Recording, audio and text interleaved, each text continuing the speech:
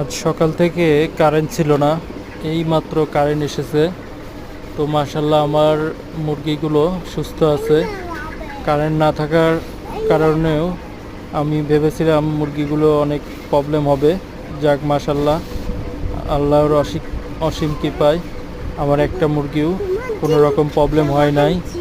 তো এখন দুপুর 4টা বাজে, দুপুর বলতে বিকাল 4টা বাজে। তো 4টার সময় আমি, যাই হোক, আজকে যা সারাদিন আমার উপর দিয়ে ধকল গেল, ধকল বলতে মুরগিগুলোকে অনেক কিছু করতে হয়েছে যেহেতু কারেন্ট ছিল না। তো আমি প্রায় 4-5 লিটার পানি এসে খামারে ছিটিয়ে ছিটিয়ে ওদেরকে রেখেছি। আর তারপরও আর একটা আল্লাহর অসীম কৃপায় যে আজকের যে তাপ অনুযায়ী সব সময় একটা মৃদু বাতাস ছিল আমার ছাদের উপর।